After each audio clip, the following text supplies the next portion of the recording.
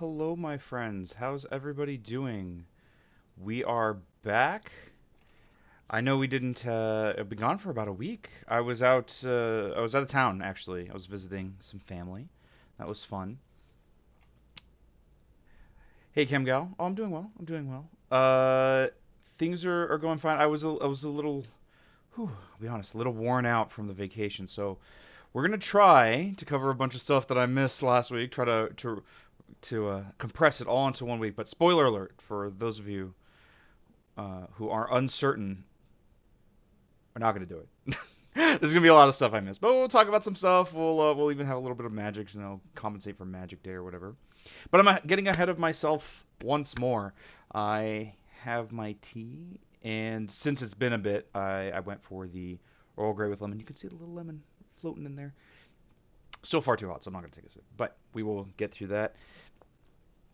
And we got some stuff to talk about. Some stuff happened. Some things occurred, including but not limited to the release of the mugshots in the Trump Georgia case. I was starting to go over this. I was starting to go. I kind of wanted to go over this last week, but not all of them came in at once. So kind of good that we didn't end up doing that. And so now we can go over them here. There's not going to be a whole lot to say about it. They're just mugshots, and I have seen them, so you're not going to get my initial reaction. But that shouldn't lessen the impact here. All right, so here are the mugshots of all the defendants booked on charges in connection with efforts to overturn the 2020 presidential election results in Georgia. Donald Trump. And I do like. I am going to read this stuff out, even though we've gone over it multiple times at this point. I like the association of like, okay, remember what each of these people specifically, because if I just list them off, you're gonna be like, wait, what did that person do again? All right, so Donald Trump, the former president, was booked Thursday night and released on a $200,000 bond. A note about this is, as I understand, there has been some contention about bail and all this stuff, whether he should be released or imprisoned or whatever. Um, my general stance is like, well, as long as he's not causing harm when he's out. But it seems that he might be. There was an issue of like him posting on social media what seemed to be not so veiled threats or like calls to action from his supporters, and the judge said like he has to cut it out, but he hasn't. We'll see if that changes, but to my knowledge at this point it hasn't, and he is released on bail. All right, charges: 13 counts. 3 of solicitation of violation of oath by public officer, 2 of conspiracy to commit forgery in the first degree, 2 of conspiracy to commit false statements, 2 of false statements in writings, 1 of violation of the Georgia RICO Act, 1 of conspiracy to commit filing false documents, 1 of filing false documents, 1 of conspiracy to commit impersonating impersonating a public officer. And here we are, the mugshot we all been waiting for. He looks Oh, well, he looks not great. He's seen better days, that's for sure. He's so angry. I wouldn't be surprised if he like put up a fuss, just like kind of generally whined while he was there.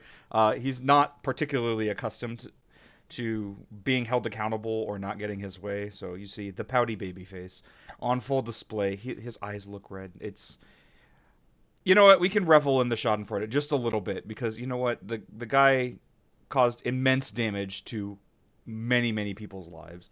Not merely the people who died during the COVID pandemic that he handled so poorly, but also the rise of fascism, so on and so forth. So let's revel in a moment as I take a drink of my tea. Still too hot, but quite good.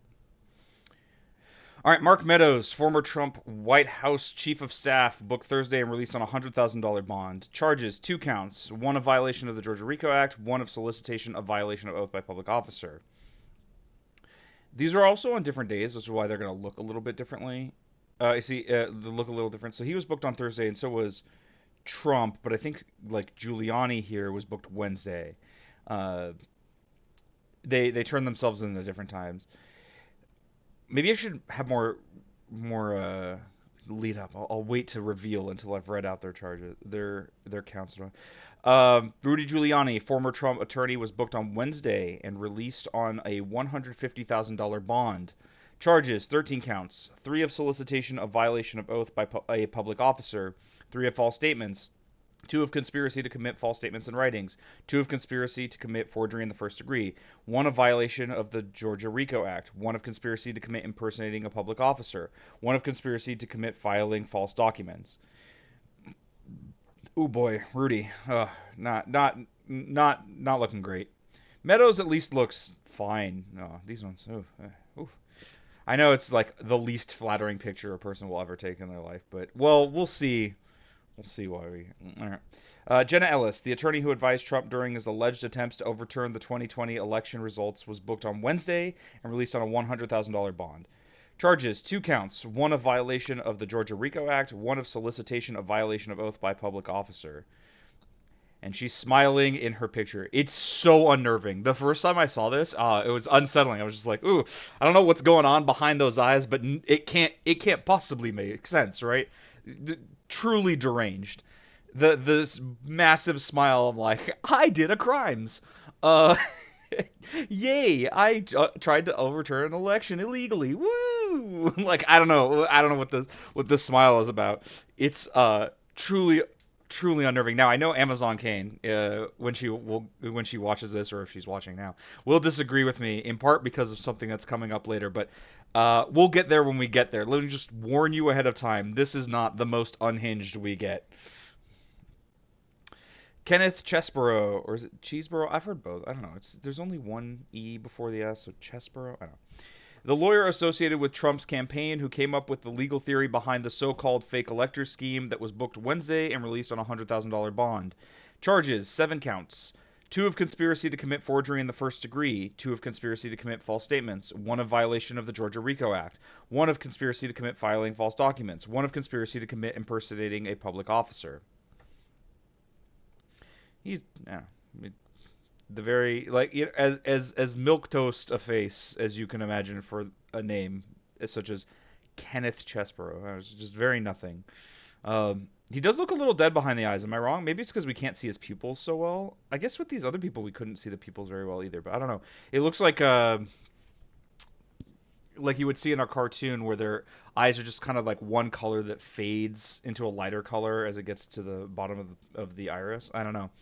Looks weird. Sidney Powell, former member of Trump's legal team, was booked on Wednesday and released on a $100,000 bond. Charges: 7 counts. 2 of never mind. Charges: 7 counts. 2 of conspiracy to commit election fraud, 1 of violation of the Georgia RICO Act, 1 of conspiracy to commit computer theft, 1 of conspiracy to commit computer trespass, 1 of conspiracy to defraud the state, 1 of conspiracy to commit computer invasion of privacy. Fine. I don't know. I know some people found this a little bit. All right.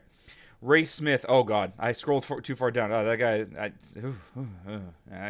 guy dislikes me personally. You can tell, like you can see how he's looking at you, just like, oh, hey, he doesn't know who you are, but he doesn't like you. The attorney who represented Trump in the 2020 election lawsuits in Georgia was booked on Wednesday and released on a $50,000 bond. Charges: 12 counts, 3 of solicitation of violation of oath by public officer, 2 of false statements and writings. 2 of just false statements. 2 of conspiracy to commit forgery in the first degree. 2 of conspiracy to commit false statements and writings. 1 of violation of the Georgia RICO Act. 1 of conspiracy to commit filing false documents. 1 of conspiracy to commit impersonating public officer. This one isn't a public officer, it's just public officer. One thing I'm like kind of curious about, like, all right, who got out with the most and who got out with the least? Like, we're handing out awards. Who has the most counts? I think currently 13 is the highest, and it's Giuliani and Trump. But then Meadows and Ellis, I think, are tied at the lowest for only 2 counts. We'll keep a running tab, see if we find the winners here. David Schaefer, the former Georgia state senator, allegedly a fake GOP elector, was booked on Wednesday and released on a $75,000 bond. Charges: 8 counts, 3 of false statements, 2 of forgery in the first degree, 1 of violation of the Georgia RICO Act, 1 of impersonating a public officer, 1 of criminal attempt to commit filing false documents.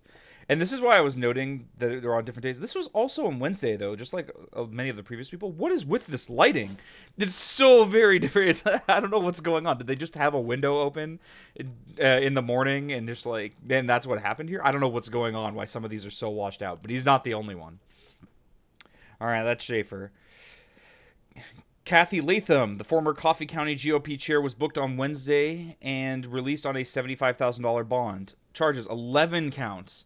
2 of conspiracy to commit election fraud, 1 of violation of the Georgia RICO Act, 1 of impersonating a public officer, 1 of forgery in the first degree, 1 of false statements, 1 of criminal attempt to commit filing false documents, 1 of conspiracy to commit computer theft, 1 of conspiracy to commit computer invasion of privacy, 1 of conspiracy to defraud the state, 1 of conspiracy to commit computer trespass. I don't know why they don't put all 3 of the computer crimes together. I think this is.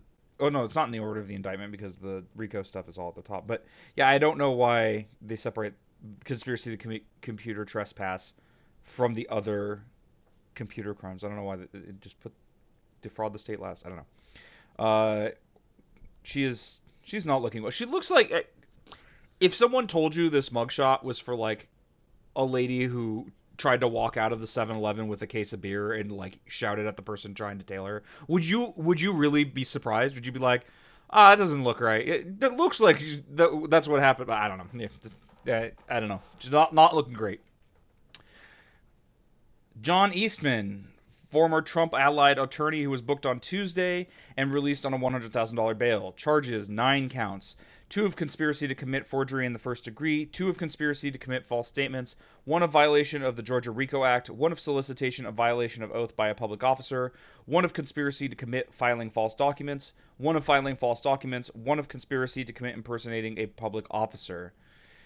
I don't. This guy could be 96 years old and not know where he is. If you told me, I wouldn't question you. Just the way he looks. He looks like he could also be like 70 or almost 100. It's one of those two. If you told me he was like 80, I would be confused. Scott Hall, and again, like the washed out light, and this one's like crazy zoomed in. Like, notice how much further back everyone. This one we barely see past his neck. Everyone else we're seeing, their shoulders. You can see some of their chest. I mean, I guess some of them are more zoomed in. I don't know. It's very inconsistent. It's very strange. I would assume that the booking process, that when you take the mugshot, the camera's just in the one place. The person's behind it. Though, actually, that might not be the case. I just realized because they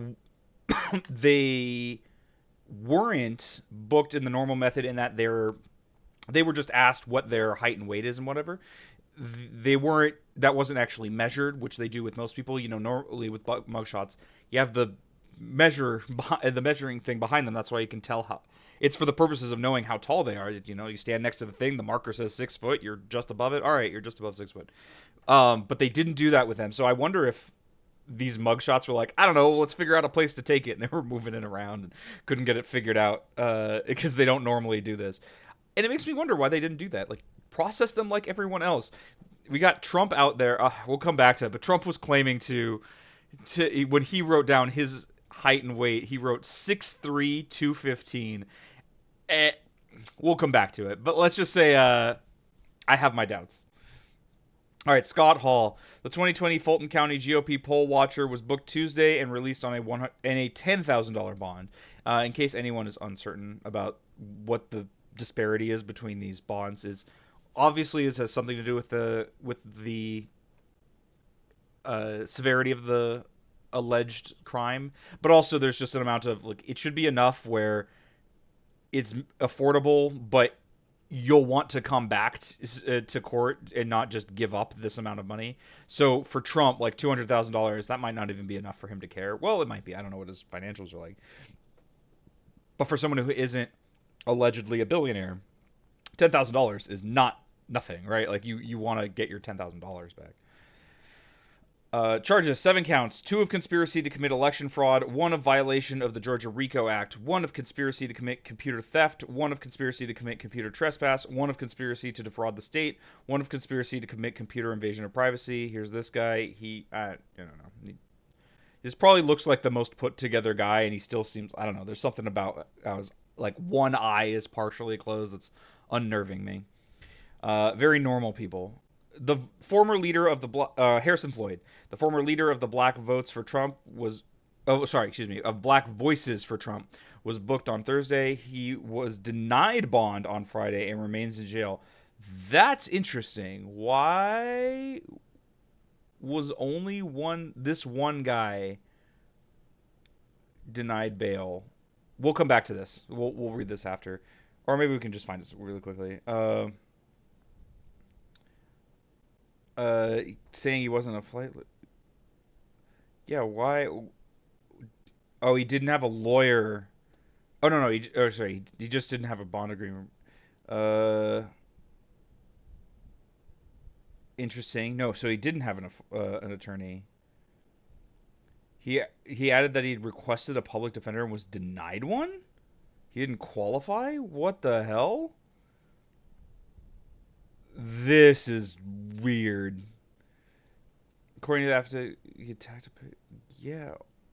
Well, hold on, but yeah, this affidavit's not really relevant. I want to know why he was denied bail. Wow, he just didn't. Did he just not have an attorney? I mean, that will lead to negative consequences. But like, why didn't he have an attorney? Wasn't the Trump legal team like trying to? I know that Trump is fielding the legal fees for at least one of the defendants. Why not this guy? Is one of those like I don't want to be that typical lefty. Is like I don't know the one black guy and Trump's not like funding his legal fees and he's the one in on who doesn't have bail or whatever, wasn't offered bail. Like that's, but I don't know. Like that's very strange to me. Everyone else but this guy? Why? On 3 counts: violation of the RICO Act, influencing witnesses, and conspiracy to commit solicitation of false statements and writings. Now, the influencing witnesses could be a good reason, but it doesn't. At the very least, that article doesn't say it has anything to do with it. My thought there being, well, if you're being accused of influencing witnesses, letting you out of prison and potentially letting you do more of that in your own case, it seems questionable. It's kind of what we were talking about of like I think one of the charges is for perjury. Can a person who's being accused of perjury take the stand in their own defense? I mean, maybe they can, but it seems weird to me of like, well, if these charges are correct, they're willing to lie under oath. So what, how beneficial is it to give them that opportunity again? That seems strange. I don't know if that's the case, and I wonder if this is relevant. But it doesn't. I mean, nothing in that article said that had anything to do with the influencing witnesses part. So I don't know. Strange to me that he remains in jail. Jeffrey Clark, the former Trump Justice Department official, was booked early Friday and released on a $100,000 bail. Oh no, this is on Friday again. Okay. Charges 2 counts, so we've got tied for the lowest again. This should probably be the lowest. Everyone's gonna have a RICO account, and then what they did as part of that, like one of the crimes they did as part of the RICO. I think 2 is going to be the minimum. One of violation of the Georgia RICO Act, and one of criminal attempt to commit false statements. I like the facial expression. If you wouldn't feel out of place in a comedy, just like, what are you gonna do? Wah, wah, wah. Michael Roman, the former Trump staffer, was booked early Friday and released on a $50,000 bond. Charges 7 counts: 2 of conspiracy to commit forgery in the first degree, 2 of conspiracy to commit false statements, 1 of violation of the Georgia RICO Act, 1 of conspiracy to commit filing false documents, 1 of conspiracy to commit impersonating a public officer. Sure, man. Yeah, sure. I don't know. A lot of these people just like their face seems like sloped to one side. Maybe it's just the lighting. I don't know. Robert Shealy. Oh, we're back to the washed out lighting. Robert Shealy, the Atlanta attorney, was booked early Friday and released on a $50,000 bond. They got tired of typing it again. They got tired of typing the same sentence. Notice every sentence, and released on it. They're just like, I'm tired of typing it. Just copy and paste, my dude. Charges 10 counts. 2 of conspiracy to commit forgery in the first degree, 2 of conspiracy to commit false statements, 1 of violation of the Georgia RICO Act, 1 of conspiracy to commit filing false documents, 1 of conspiracy to commit impersonating a public officer, 1 of solicitation of violation of oath by a public officer, 1 of false statements, 1 of perjury. So this is the one guy on the perjury. Again, it's just like the way he's looking at you. It's like I can see him leaning over the back of looking at me over the back of a pickup truck, just menacingly. I don't know. But I wonder if he's going to be allowed to testify in his own defense. He might not want to. It might not be advisable from his lawyers. Even if he doesn't testify, that might have nothing to do with whether he was allowed to. But I wonder about that. If someone knows more about the law in that case. Like, you can fill me in, please. Sean Still, the alleged fake GOP elector, was booked early Friday and released on a $10,000 bond. Charges 7 counts: 2 of forgery in the first degree, 2 of false statements, 1 of violation of the Georgia RICO Act, 1 of criminal attempt to commit filing false documents, 1 of impersonating a public officer. This guy actually just looks like a normal ass guy. He just looks pretty normal, just like, what's the name? Yep. No, he's not, because he engaged in a criminal conspiracy, allegedly engaged in a criminal conspiracy to overturn a democratic election in favor of installing his preferred dictator. So very not normal behavior, but he looks pretty normal. Misty Hampton, the former Coffee County elections director, was booked on Friday and released on a $10,000 bond. Oh, maybe it's written differently because maybe they weren't released. They were booked with a $10,000 bond, but maybe weren't released. Maybe haven't paid it yet. Maybe that's the difference. I'm not sure. Charges: 7 counts: 2 of conspiracy to commit election fraud, 1 of violation of the Georgia RICO Act, 1 of conspiracy to defraud the state, 1 of conspiracy to commit computer theft, 1 of conspiracy to commit computer invasion of privacy, 1 of conspiracy to commit computer trespass. All right, sure. Trevian Cuddy, the former publicist for Ye, the artist formerly known as Kanye West, was booked on Friday on a $75,000 bond. 3 counts: 1 of violation of the Georgia RICO Act, 1 of influencing witnesses, 1 of conspiracy to commit solicitation of false statements.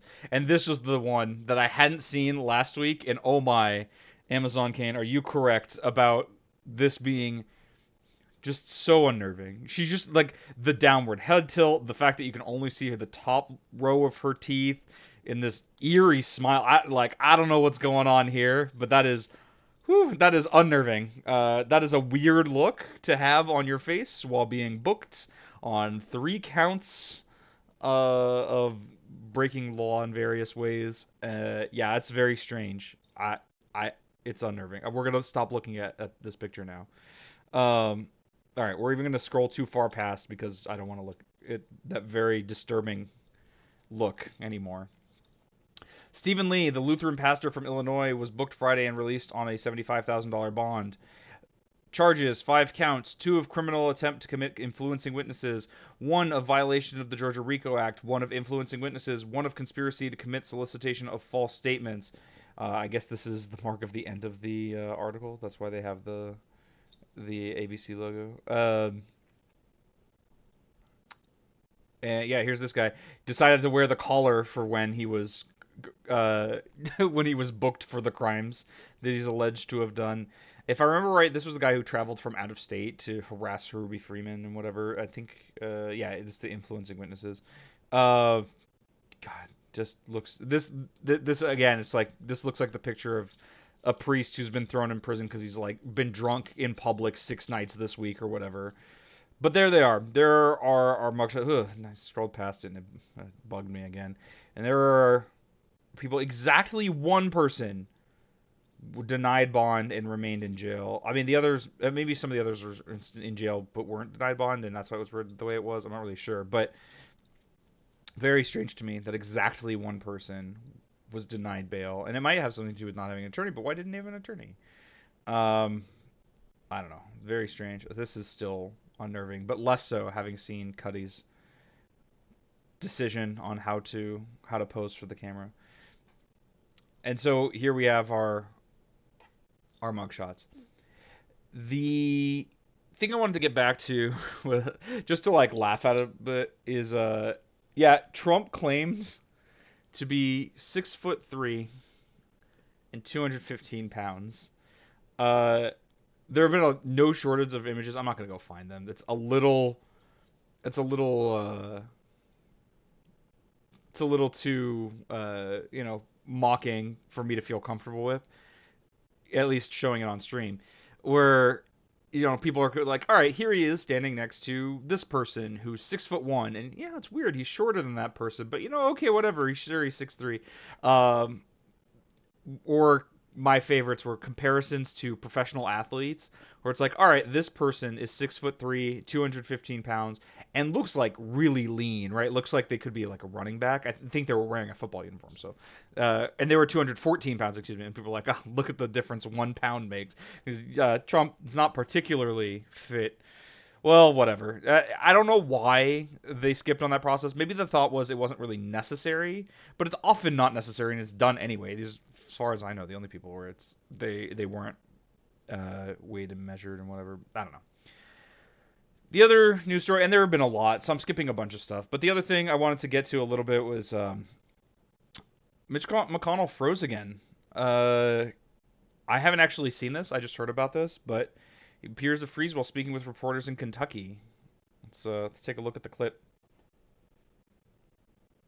And I have not seen this one. Talks about what? Running for re-election in 2026.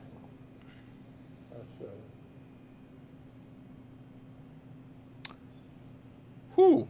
Yeah, that's just Did you hear the question, Senator? immediately Running for preceded re-election in by 2026? not sure about. Oh, he answered that. Like, All right, I'm sorry, you all. We're going to need a minute. yeah, this is worrying. Benny. Like, this has happened multiple times in public now. It's impossible to know, obviously, how often this has happened in private. But if this is a concern, like, I mean, even for yourself, hey, maybe retire. Like, hey, maybe don't be running a country anymore. Could you imagine in the middle of an important discussion Somebody else have a question? or important Please meeting, like, some speak things up. are pressing and time sensitive. They just, could you imagine if you just Joan, froze? Walk us through what Like, we're learning in this Okay, disclosure. how do we pause? Okay, get out of here. Yeah, okay. Senate Minority Leader Mitch McConnell appeared to freeze for about 30 seconds on Wednesday while speaking with reporters after a speech in Covington, Kentucky. The incident is similar to an episode McConnell experienced at the U.S. Capitol late last month. We talked about that. And is likely to raise additional questions about the fitness of the 81-year-old to lead the Senate Republican caucus. I mean, I don't care about him leading the Republican caucus or whatever. Like, if it's bad for the Republicans, cool. I like that, actually.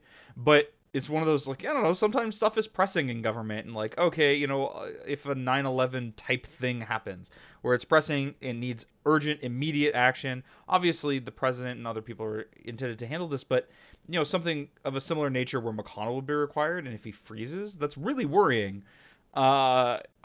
Yeah, maybe retire, my dude. Like, they were asking if you're gonna run for re-election. Maybe don't. Maybe don't do that. Also because you're destroying the country. But like, when you're cognizant and when you're functioning appropriately, you're massively destructive. So maybe don't run again anyway. But like, in addition to this, my dude, just go home. That's what I'm saying. Maybe just don't do what you're doing. Maybe even retire early, because honestly, this is concerning.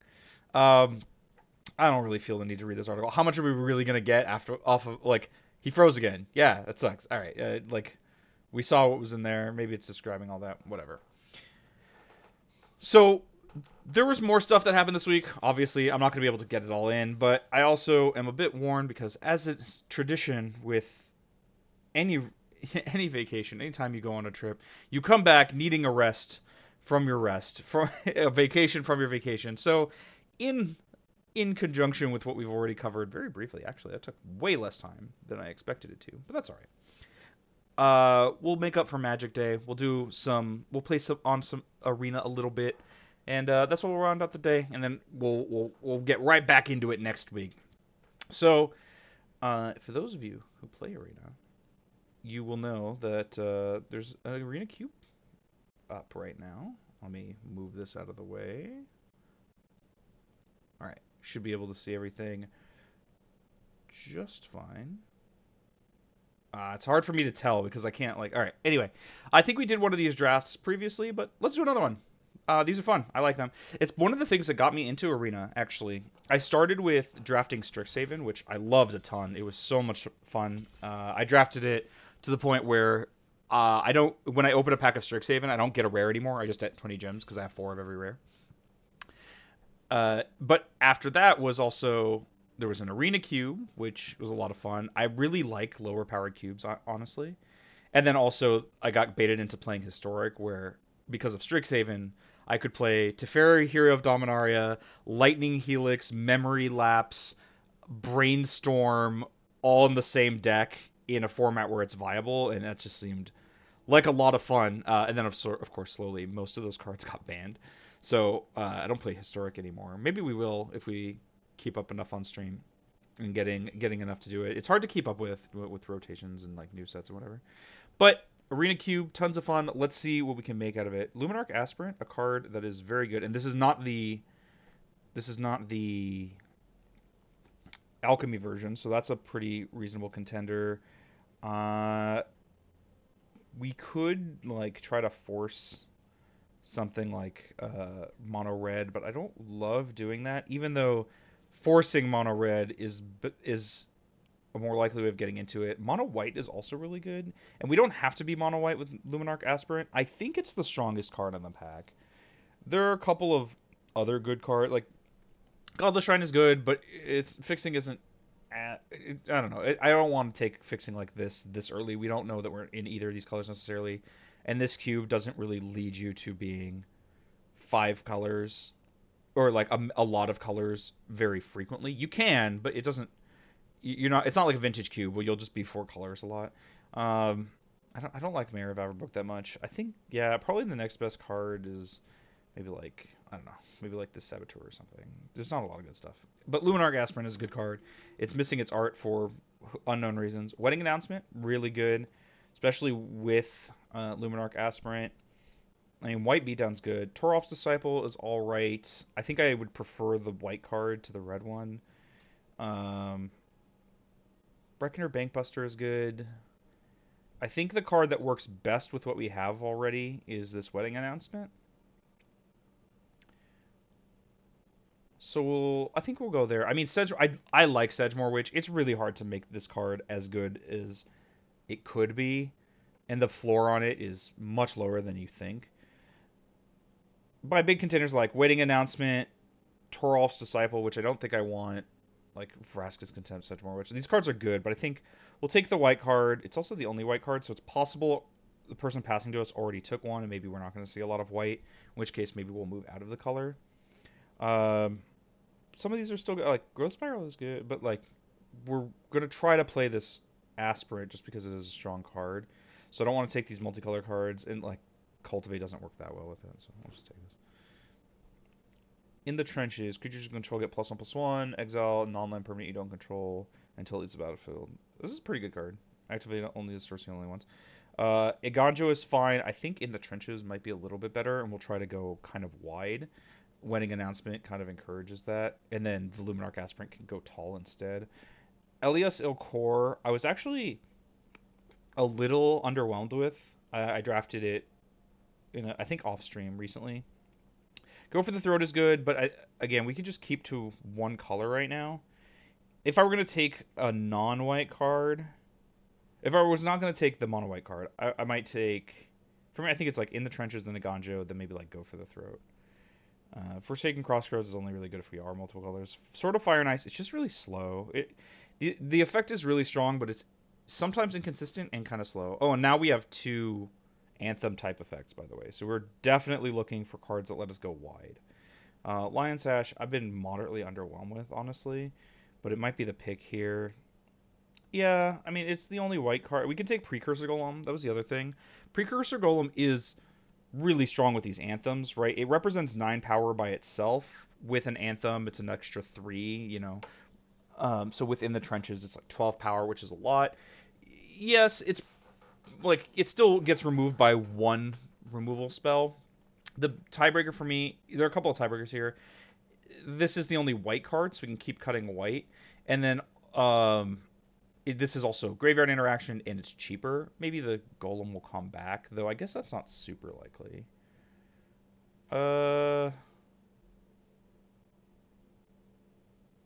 Actually, you know what? I think we are going to take the Precursor Golem. The thought was it's enough more powerful, and like I don't know, Lion Sash like being a 1/1 and needing to ramp up, it ends up being a lot worse than you think.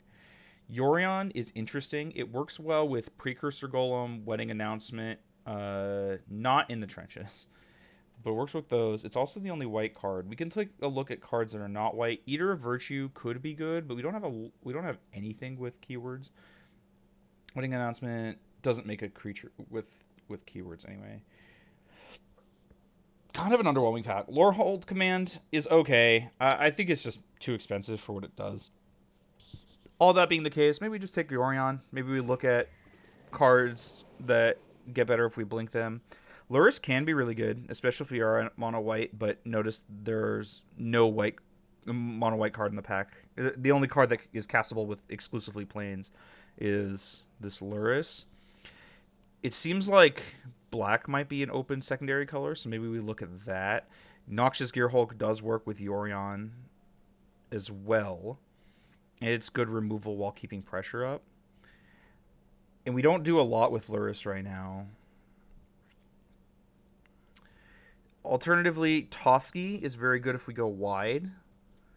Though Gearhulk is better with Yorion.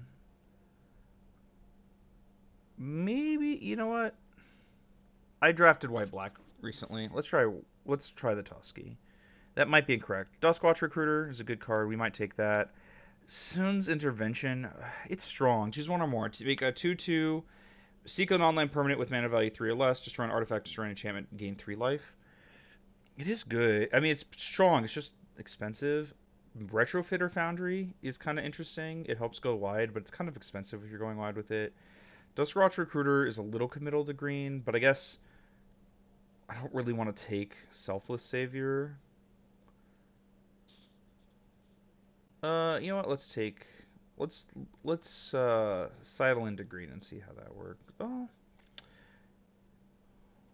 yeah. Let's take that. I'm really uncertain about where we are right now, but it's possible we're in the right place. Adamant of any color, cast a creature only for a creature spell. When you cast a creature spell, it says share a creature type with one in your library. Draw a card. This probably is good. Makes mana for creatures, which we're gonna have a lot of. We're gonna try to have a lot of anyway. Halana and Elena. I do like this card is very strong, but we're not looking at being red-green right now. Indatha Triumph is good fixing, but I think the Menagerie Curator is better fixing anyway. Juga defends the temple. This makes a monk that makes mana. This might actually be where we want to be. Yeah, we'll take Jugan defends the temple. I know the Menagerie Curator doesn't cast these non-creatures, so we're gonna want to like steer towards creatures more than we are right now. A lot of fixing for colors we're not playing. I don't think we want to play Cultivate. Bushwhack. Bushwhack isn't the worst. We don't have a lot that's good at fighting, though. I don't think we're going to play any of these other cards. Yeah, I'll speculate on a Breeding Pool. I think I'm more likely to want that than the Bushwhack.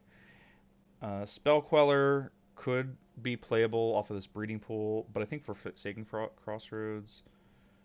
actually, it's not that good. You know what? We'll take the Spell Queller. Maybe we end up playing Bance. Maybe we don't. Forceful Cultivator, very good with Yorion, right? It's when it enters the battlefield, right? Yeah. Ishkana. Okay, it looks like we're pretty we might not be that much in white. It seems green is pretty open. Yeah, look how much green stuff is open. Okay, I don't love Fauna Shaman if I'm honest with you. Workshop War Chief. Oh, I forgot to change my category on kick. Maybe I'll do that between picks. Workshop War Chief is pretty good, but our curve's kind of high. I do like Fateful Absence. It's good removal. I'm just not sure that we're playing white at this point. It's very uncertain to me. So maybe we just take... I think the War Chief is likely to come back. Maybe we take like Jetmir's Garden. Good fixing. We'll start to see what shows up. I really prefer this if this was Spara's headquarters, because if we're not playing white, blue is more likely. I guess it's not that much more likely. So maybe we don't take that. What is this? Untap's a permanent, and this helps with big things, but we don't have that many. I guess we have some big things. Okay, actually, I'm going to take the War Chief, and if Kiora comes back, we kind of have a strategy. We kind of have a plan here. Waterlove Grove is okay. Incubation Druid can help us cast our stuff. Oh, but Vorinclex is so strong. Alright, Vorinclex is probably where we're going to be. And it seems like we're going to be pretty heavy in green. Vorinclex works with Luminarch Aspirant and Inscription of Abundance. I think that's about it. Oh, Jugan defends the temple. Yeah, that's probably enough. Yeah, and it's just a really strong card. I mean, 6 mana, 6/6 Trample Haste is often enough Tireless Tracker is pretty cool. We do want more creatures, remember, because this Menagerie Curator doesn't cast non-creatures very well. The white's pretty... is like, there's a little bit of white here and there, but it's also not that strong. I'm going to try to lean out of it. So we can take this Tireless Tracker. We'll see. Maybe we're mono green even. Great Henge, very good with some of the stuff we have going on. I think that's what I think we just take that. I don't like Conduit of Worlds, honestly. It's just so hard to... It's just so unwieldy. If we see Sparus Headquarters, that would be like the most likely Triumph for us to want, but Zagoth is fine. The reason being, like, we have Breeding Pool and we have the Spell Queller. Like, there's a chance we just end up splashing a bunch of stuff. Adeline, incredibly strong card, but I think at this point we're far enough away from doing... If we're like far enough into green where I'd want to compound that. Now here, I don't hate Thalia. If we do end up playing white, this card works fine. There aren't any green cards other than this Primal Command, which I've been pretty unimpressed with for many years now. Thalia is pretty good when we have so many creature spells. We only have 5 non-creature spells, and not all of them will necessarily make the list. Though that said, Ishkana kind of wants us to have Delirium, so we're going to want different types. So maybe we do take the Primal Command then. We don't have that much in the way of ramp, though. You know, the Curator doesn't cast it. We have the Jugan defends the temple, and I thought we took another... Oh, no, we didn't take the Incubation Druid. Okay, we'll take Thalia. I'd like for the Druid to come back, obviously. Enters battlefield, investigate, and as long as you have a token, it gets +2/+0. We have some other tokens. This actually is not bad. What is this? This works... this is really good with Vorinclex, though I don't know how much we need to buff that. Actually, the Simeon Simulacrum might be better than either of these. This works with Vorinclex. It's in the same spot in the curve where we want it. We're kind of low on... oh, I thought we were low on 3s. We're low on 4s. Yeah, I don't know. I think the Simulacrum is probably better. What does this do? This is... Well, it's kicker for black, which makes it pretty unlikely we can do that. We're not going to cast this. What does AO do? When it dies, you can put 2 1/1 counters on each permanent you control as creature or vehicle. I mean, that's already really good with some of the stuff we have. It's double white, but I don't think we're going to play this Nintuko Slicer. Yeah, I think we'll take this. I'm probably thinking I'm playing white too much, honestly. That's probably getting in the way. We'll take the Sun Petal Grove, though. I don't know why. Sometimes Arena does that, where you single-click, and it'll just take the card for you. At this point, I do want Fixing. Timeless Witness is okay. Valor Stance is okay. But I just want to make sure we can cast our spells. We picked up a double white card. Automaton.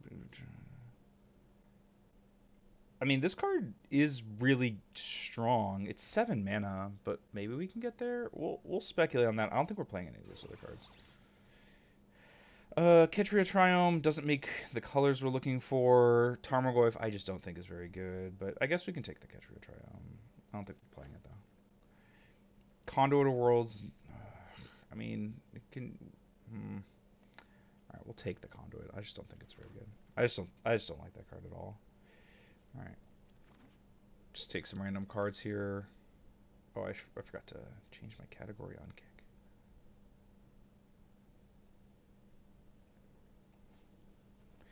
I know you guys can see this.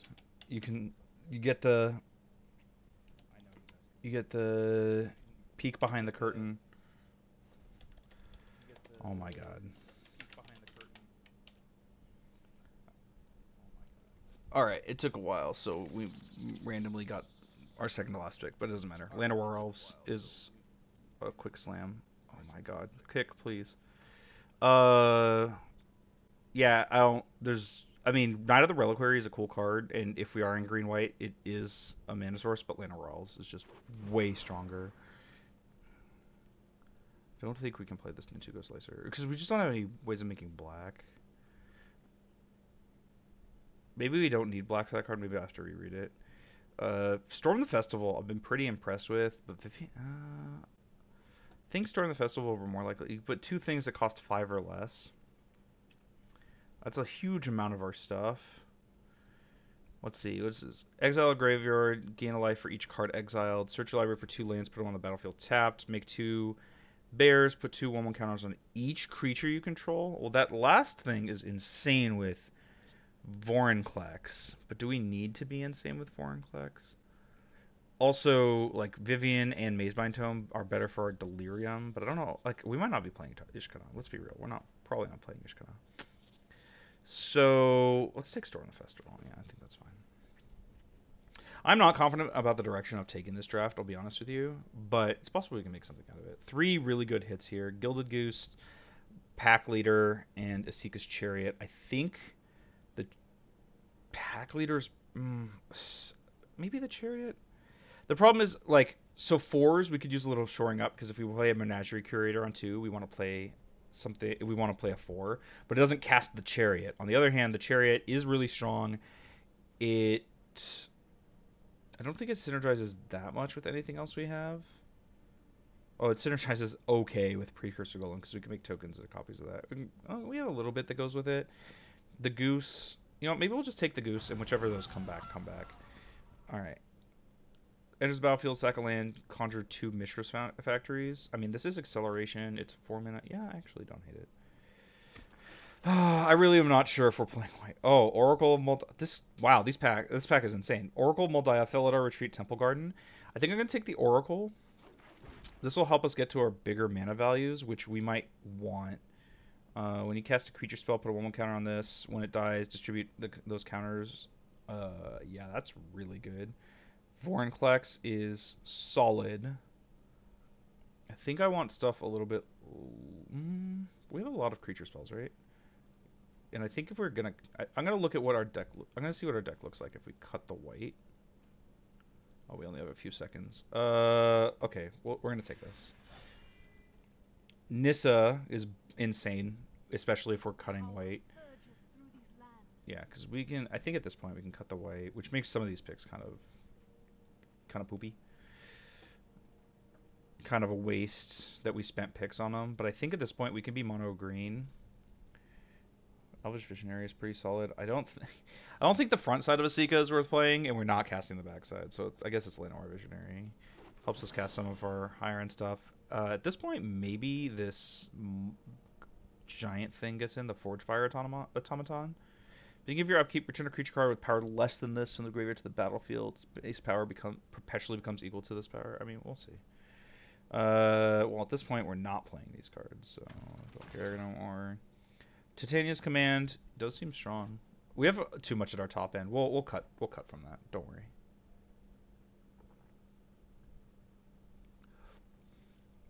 Yeah, I'm not sure. One of the things that I do find difficult about lower powered cubes is that because cards are so much lower power, you don't really have as much in the way of signals. Like, is getting past, like, I don't know, an Oracle of Moldiah a signal? Maybe. That card is really good, but, you don't have the same thing like, okay, this person passed me. What's a really good example? Like, a Lightning Bolt. Well, I guess Lightning Bolt isn't here. Someone passed me, I don't know, well, I guess we're getting more fixing here. Maybe we can splash some white thing, but I doubt it. Actually, between Sunpetal Grove, Temple Garden, and Breeding Pool, we might be able to splash Yorion. It's kind of a big ask, though, because it's double white. I don't know. Someone passes you, like, Balance. You're like, okay, they're not playing white, Or there's a bunch of cards like that. The thing is, in lower power cubes, what the peaks are so much lower that it's a little harder to get signals. Okay, so let's take a look. We have some cuts to make. Probably need to cut one of our top end here. Titania's Command is like the ones I'm most skeptical of. No, I think we can get to this Forge Fire Automaton actually. How much do we have in the way of mana acceleration? We have Gilded Goose, Llanowar Elves, Wolfwillow Haven, Menagerie Curator. It's interesting that we didn't wheel the Incubation Druid. That card is not usually... I wouldn't expect that card to have trouble wheeling. I think we can do the Augur Bottom thing. I'm curious also how many... Yeah, we have 18 creatures. We don't want to cut from that too much because we have a lot of stuff that cares about creatures. Llanowar Visionary, Jugan defends the temple, Foundry Groundbreaker. Okay, we have a lot of fixings, or a lot of acceleration. Even Nissa. I think we can keep the Forge Fire Automaton. Is there a way to reset what I just did? I just want to resort it by my mana value. It doesn't look like it. Okay, well, unfortunate. Do it ourselves. I think we're going to have enough power where this pack leader is going to be able to draw a card a decent amount. Same thing with the Augur of Autumn being able to cast creatures from the top. Between playing lands and casting creatures, it's going to be able to see a lot of stuff. The Oracle, still good. Yeah, okay. This Titania's Command is the one I'm like most skeptical of. Let's see. We can exile a graveyard, which like can be relevant, but at 6 mana it's probably not going to be. Get 2 lands. That helps us get to our Forge Fire Automaton, but nothing else. And it overshoots that too. So I can make 2 bears and put 2 1/1 counters on all my creatures. I mean, that's a minimum of 8 power. But that's always the mode. It's buff the board, make 2 more creatures, and buff the board. I mean, that can be really good. I'm on the fence with this one, but maybe. The Jugan defends the temple is also a little questionable. We're probably never going to flip the Recruiter ourselves, but our opponent might, and it does reduce a lot of our spells. Maybe Storm the Festival hits basically everything. Okay, I think it is the Titania's Command. I think that card's actually kind of okay, but maybe it's that. I like the tracker. It's one of the few ways we have of getting more cards. Maybe Wolfwillow Haven's a little weird. It's just a slow... Oh, it keeps getting put there. It's just a slower version of Wild Growth. Going from 2 to 4 is like fine. It's more important to get the 6, which this helps with also. We're never sacrificing it. I guess we like theoretically could, but probably not. Do we have any like... Okay, we have a lot of humans, and we have humans, elves, druids, and warriors in profusion. I'm looking at that for Menagerie Curator. Every time we can cast something where we don't have another one, that's pretty nice. There's a lot of stuff like that. Yeah, like all of our top end. I guess we have multiple warriors, so this war chief doesn't do it. But most of our top end gets redraws. It's Toski. Can we get in with Toski? I mean, I guess even if we get in like once with it, I guess if the answer to can we get in with Toski, if that answer is ever no, we're losing anyway. That's the only way we win, right? So, all right, we have to make one more cut. This is kind of tough. I like the Simulacrum. We don't have to care about Delirium, so I have to stop remember to not go out of my way for that. I don't think I want to cut a creature, but what are our non-creatures? This is the Wolfo. Okay, Great Henge I think is maybe can we not get this into play well enough? We have a 5-power creature on the War Chief. We have a 6-power creature in Vorinclex. The thing is, once it's in play, making all of our creatures redraw is insane.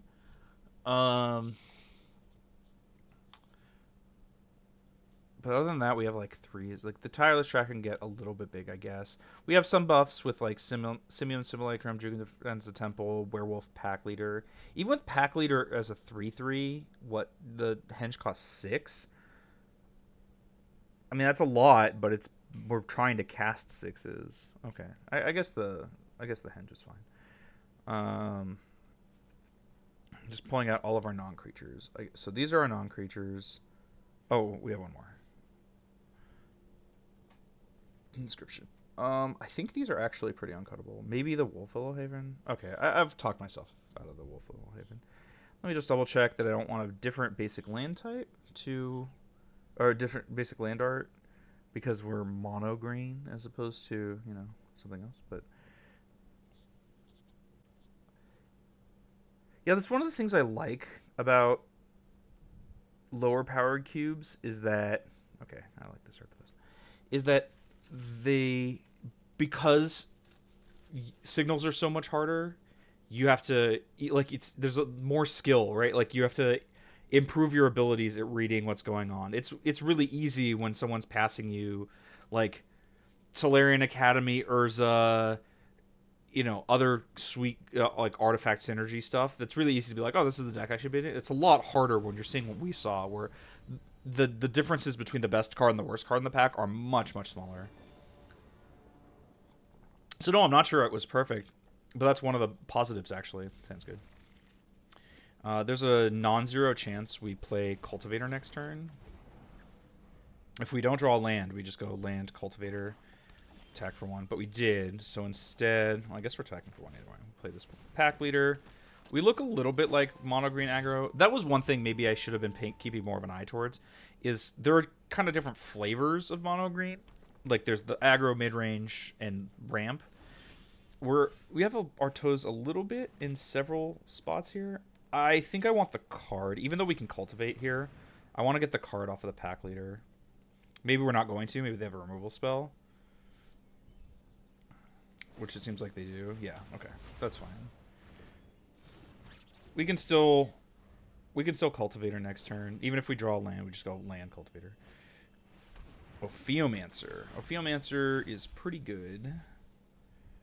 I think we go... Do we want Cultivator or do we want this Groundbreaker? Does it make them tapped? It does make these tapped.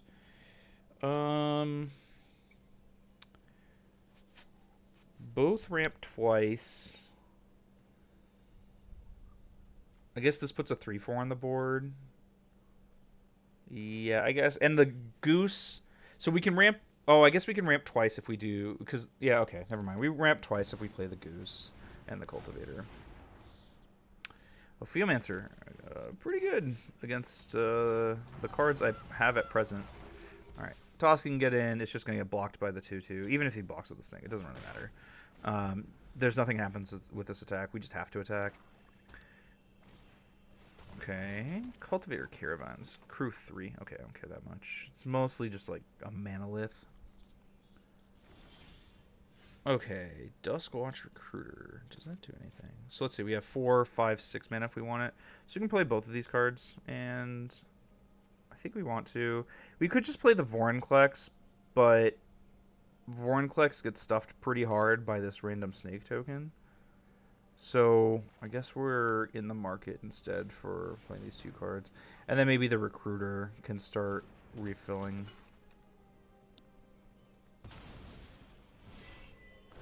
And these foundries can start attacking. It's expensive to attack with them, but we can do it.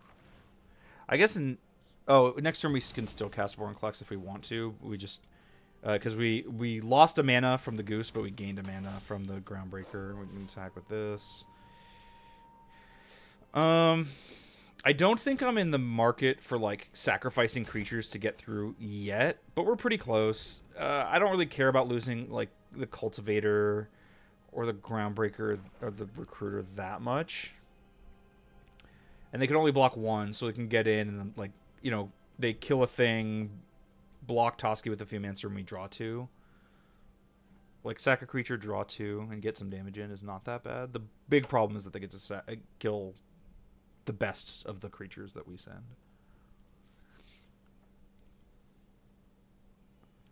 What would be a good draw here? I mean, Great Henge wouldn't be bad.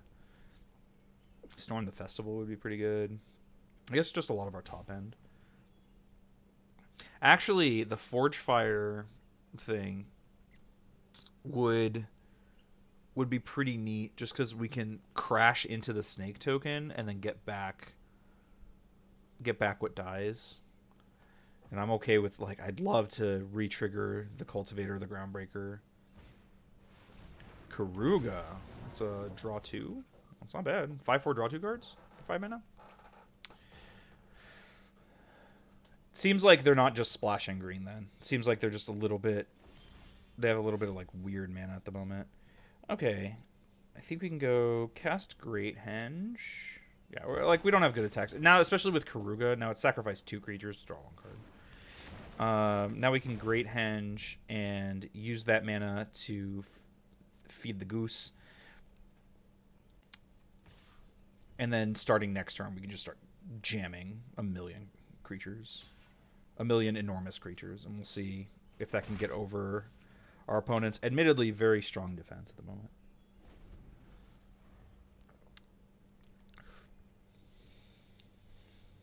I am very much worried about something like Languish, but I think we can come back from Languish pretty well. Great Henge would go a long way toward that end. Nissa, who shakes the world. Not what I would have expected from someone who's on single forest. We don't have great ways of getting rid of it right now, but I guess Vorinclex stops it from being that relevant. I mean, this forest taps for 2, but they're only forest.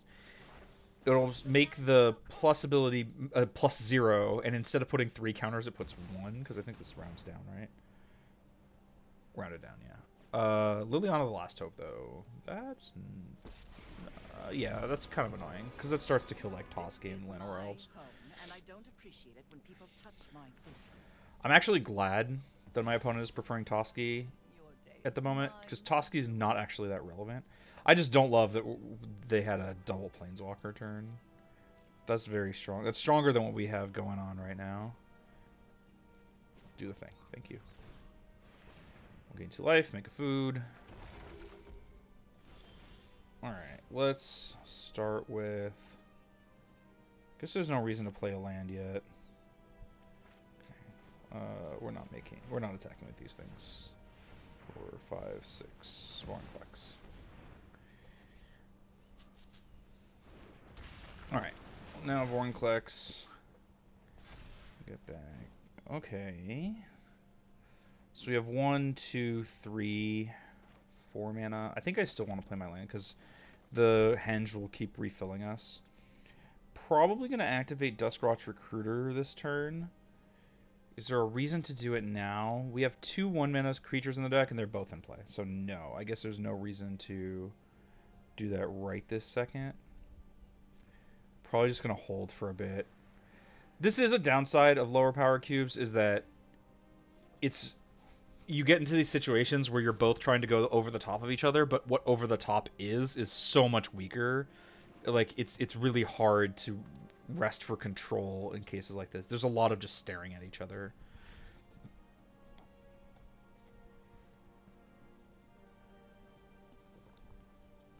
Good tea.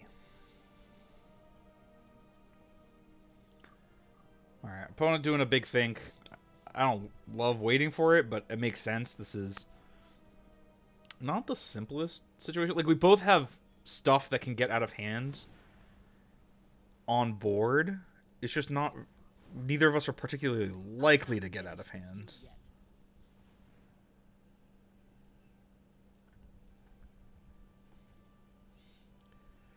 So, like, okay, sure, Vorinclex is less scary, but, like, the Ophiomancer was already holding it down pretty well.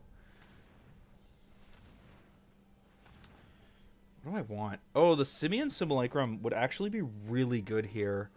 It would buff the Goose by a lot, and we can start killing these Planeswalkers. Kogla the Titan Ape. That's exceptionally bad for me. They get to fight a thing.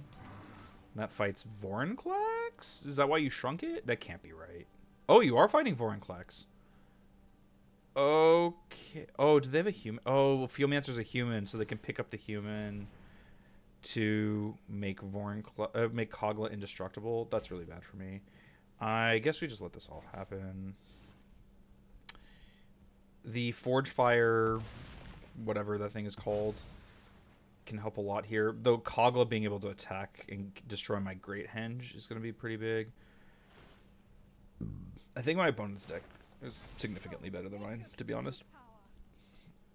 And then they can recast their Ophiomancer if they're worried about it.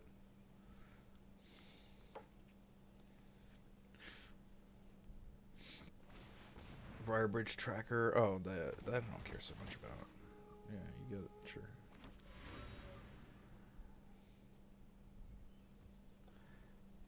Yeah, okay. This is pretty bad.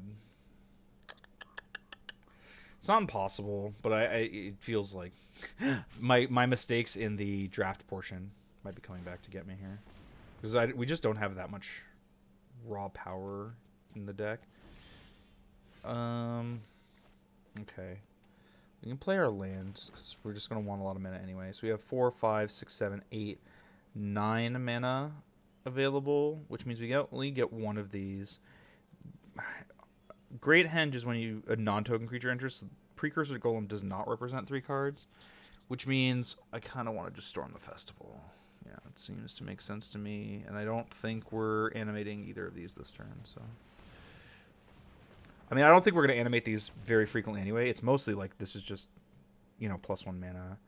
Okay, we can get our own Nissa plus Augur of Autumn, which is pretty nuts, actually. Because now we can start, like, kind of popping off.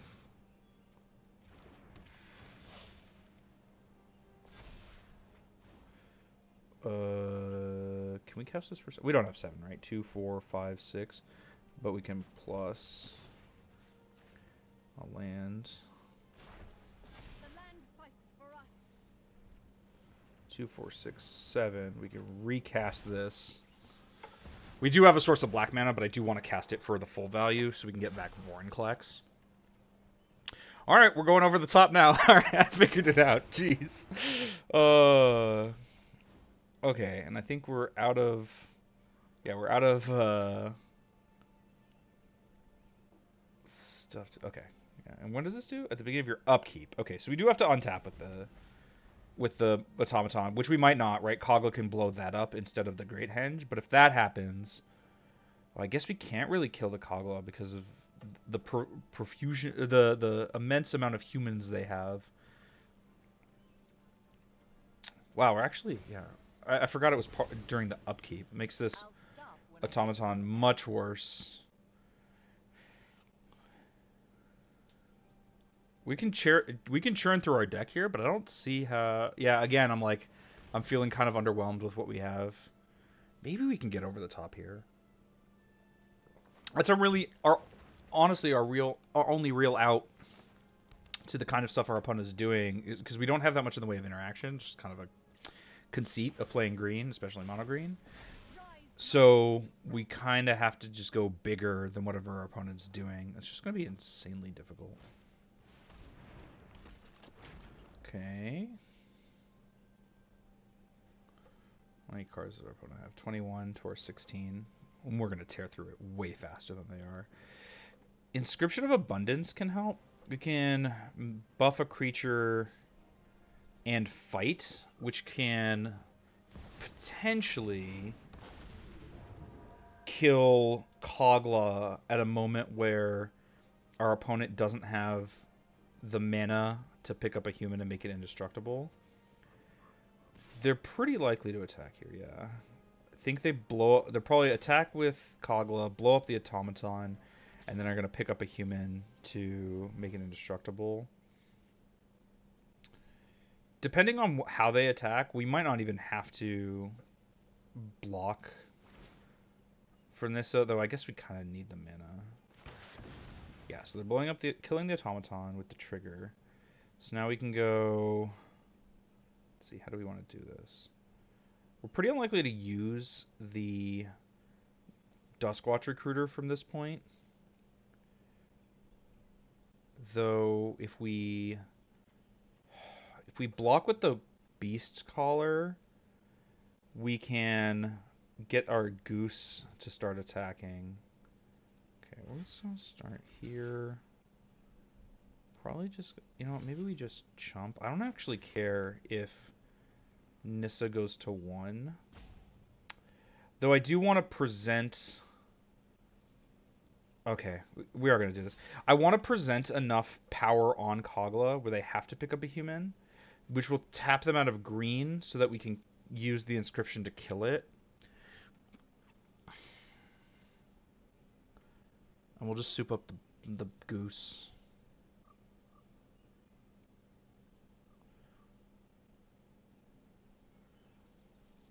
Obviously I want to keep the Augur of Autumn around. The Recruiter I don't care so much about, but it didn't line up very well with how our blocks would go.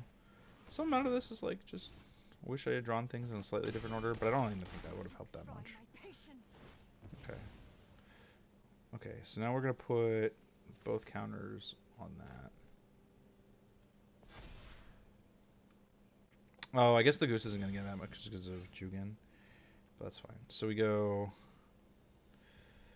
Okay, what could even kill Kogla? I guess I need something big enough anyway. Let's start by casting a Tireless Tracker. And we'll have a green floating.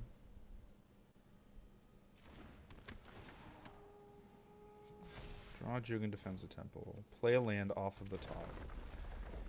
Hit another land. We can... Might as well just plus this now. We're probably going to tear through our deck and then just find nothing worth playing anyway. And like not have enough to win the game anyway. We need to have 5 mana left to kick this inscription, but that should be pretty doable. 2, 4, 6, 8, 10, 12. 12 mana. Alright, well, we can cast... I guess we can just cast the Golem. Oh, I think we have 13, actually.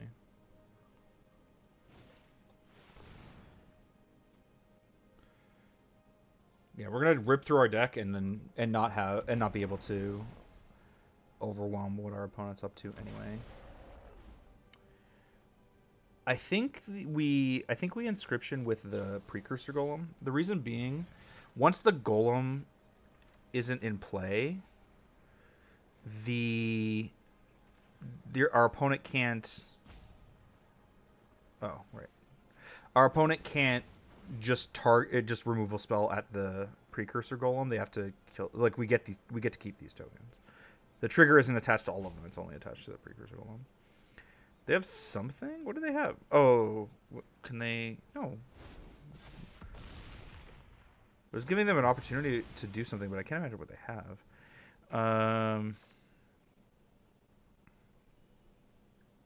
Sure, we'll play Jugen Defense Temple. We're at a lot of life, but not a lot to... Yeah. Maybe we can overwhelm this? It's kind of tough.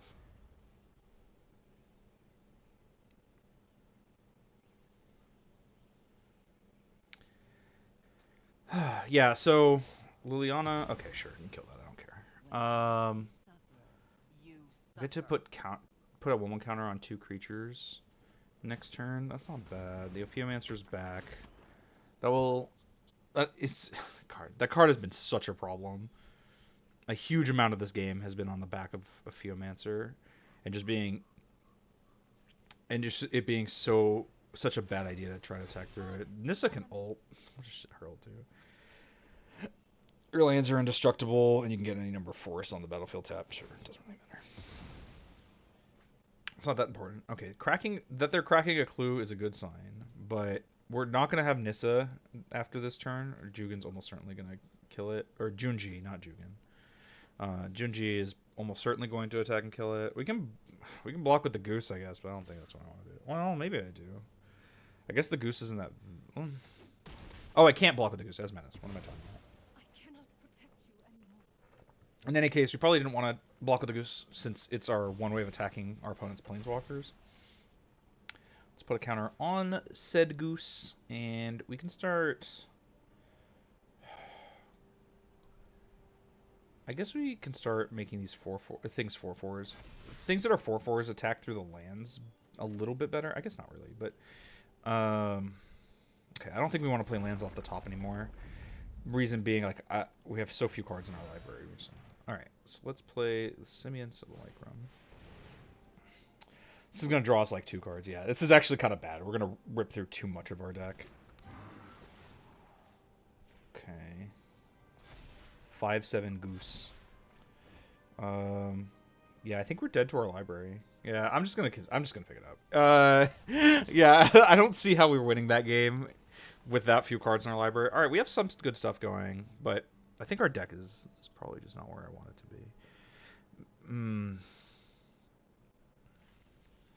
All right, let's try this again. If this doesn't work, maybe we'll just redraft. I'm not very happy with where this deck is, and I do attribute that to my drafting.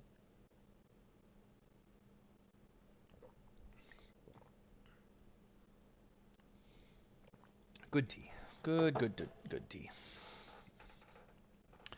Yeah, we have a lot of powerful stuff going on, but we're very unable to overcome even a little bit of defense, as we saw there. Oh, this hand is way too slow. Oh my god, this is the same hand. It's the same. It's 4 lands, 2 of the same cards, and then just a different mana accelerating 4-drop. All right, guess we're going to 5. We'll keep this. We can put back these 2, I guess. Actually, I think I'm gonna. No, yeah, that's fine. Sure. We're gonna hope that Toski can give us the cards back. But wow, was that not good. Okay. Now, I'd like to draw a land here, obviously. If I don't, we can just play Tireless Tracker. Maybe I should have played the Duskrot Recruiter. No, I guess not. Okay, land is sweet. I'm gonna go land, Toski, attack. We can undo 1 mulligan. Cool. And getting around the Eberhardt is not bad, which also can't really attack very well. Drawing lands is also super sweet. Oh, I should have played the tracker first. I'm too busy talking. Is super sweet because the Eberhardt, is making the spells we cast this turn cost 1 less. But if we're not casting a spell, what the hell is this? Does this do anything I care about? Oh no, it died, so probably not. Enters battlefield, conjure a duplicate of target spell. Oh, okay, they just fed something to it. Alright, so let's go Tireless Tracker plus Duskwatch Recruiter, and then next turn the Foundry Groundbreaker will trigger the tracker twice. We should already have a clue. I goofed by not playing the tracker first. Oh, we're evoking Mulldrifter. That's a very good sign for us. Oh yeah, okay, cool. We can start with this.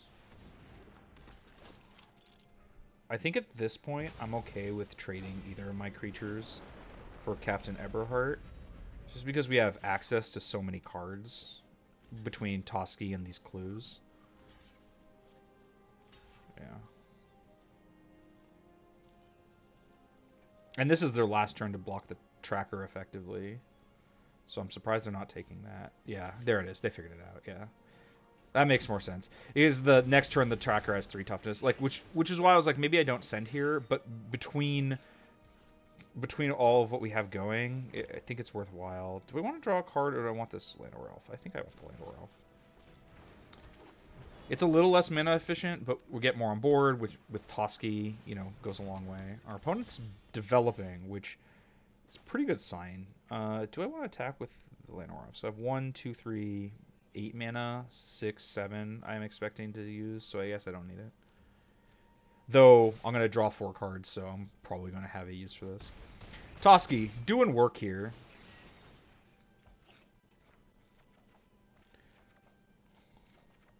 Alright, remember when this was a Mold of 5? Pepperidge Farm remembers. Alright, so we have 5, 6, 7, 8 mana. Storm the Festival is just the best value for the mana. I can get a land here, which lets me cast Visionary, and I think I like that better than the Cultist anyway. Or the Menagerie, whatever. Obviously, something like Wrath of God would be pretty bad, but we have enough card advantage at this point that it's not even that bad. Okay, well, Hellish Norn, not ideal. That one sucks. Okay. Can we get big enough to kill that? Maybe? It's gonna be kind of an effort. Let's go. See, if we wait for this to flip before casting the War Chief, then we can cast it with enough kicker from the Remnant of the Rising Star to be able to inscription down Elishnorn. But if we're not doing that, I guess we could just flash this back. Actually, I don't hate just flashing back Storm the Festival. Well, hitting 2 lands is not where I wanted to be.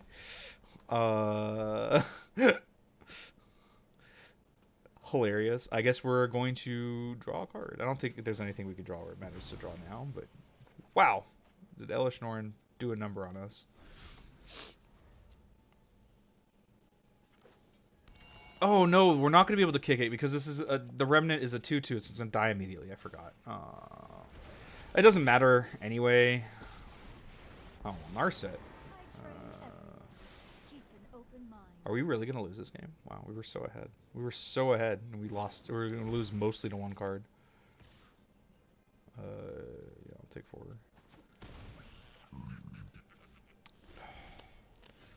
So basically, I need something with like 7 power printed on it ahead of time. We have something like that. Okay. So Vorinclex and the like Forgefire Automaton both help here, and because of that, I'm a little tempted to just blitz this. Let's start with playing Nissa. We can protect Nissa this turn. We still have 8 more lands. It's a lot of mana. Alright, we'll make one of these forests a 1/1. Oh, actually, we can just... yeah, we can actually target one of these. Because I don't need the mana, and I'd rather chump block with this. Plus, we can give it +1/+... We can give it +1/+1 by activating its 2 mana ability. Not that that really matters. Maybe that's the goal. Maybe we just put enough things in front of the Elishnorn to kill it. Let's... Yeah, I guess we're just gonna cast this. We're not gonna blitz it.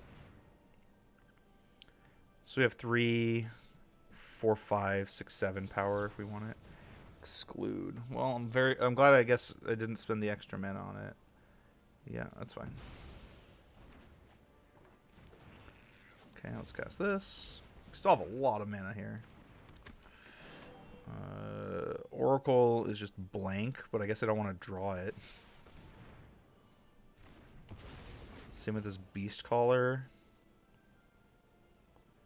Yeah, I guess we're just digging to the things that matter, so we'll wait. We'll just kill our creatures off the top.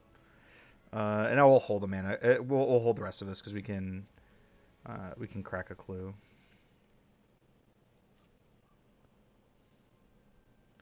No attacks.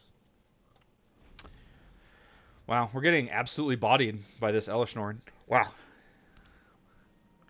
I'm gonna get Invasion move for Phyrexia, I assume? Hone your prowess. I mean, I don't see how we beat Invasion. Oh, okay, sure. Yeah, I think we're super dead. Wow.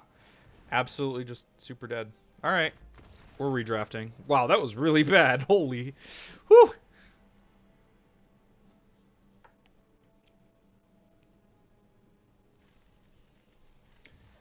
Actually, you know what? Because I've got stuff that I want to do later. We'll play this last one, and we'll probably end with this. We're not going to redraft. I got stuff I got to take care of, so I don't think I have time for a full redraft. And we'll just, you know, if we end early, we end early. Yeah, this deck just not come together. We were so close. The Elishnorn was just an insanely powerful card against what we had going on there. Okay, sure, we can keep this. That was a Mold of 5, by the way. Though not that that was the reason we lost. I don't think it was. I guess with I guess the Great Henge might have helped a little bit, but probably not that much. Question is what we cast on turn 2. Well, I guess that answers that. The Beast Caller is probably going to be best. You go Beast Caller into Visionary into like multiple spells. Death Touch, when it hits, gets a Virus Beetle. Okay, well if that's the case, then I think I'm just going to put the Duskwatch Recruiter in front of it. I don't want them getting these stupid Virus Beetles. I'm okay with this trade. If they remove it, that'll suck. If they remove my Recruiter, that is. They're hovering it. Maybe they're deciding whether I'm likely to block, which I am.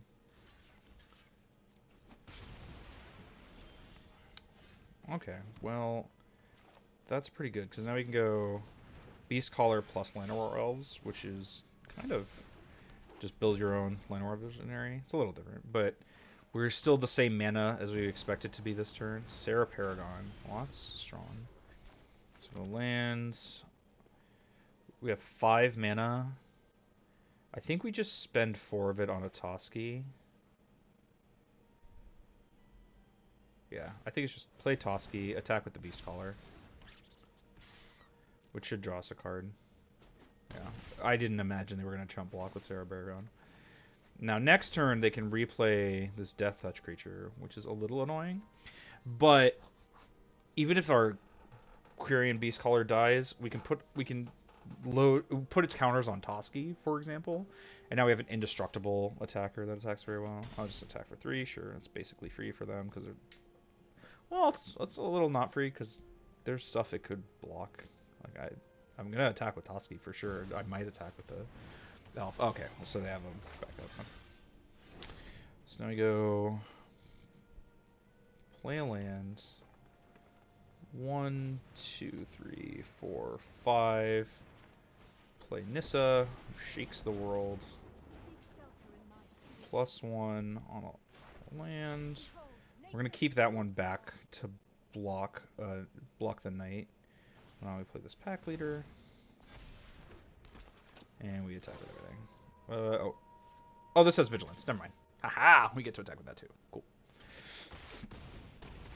It seems like the mid-range / aggro part of this deck was much stronger than the top end part.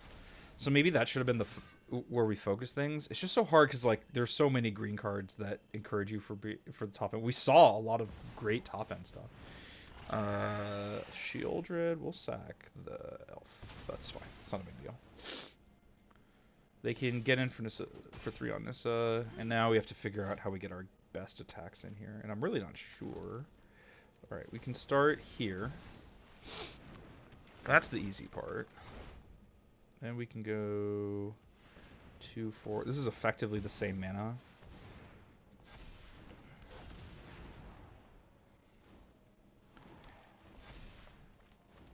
Okay, so we have 6 mana before using Nissa.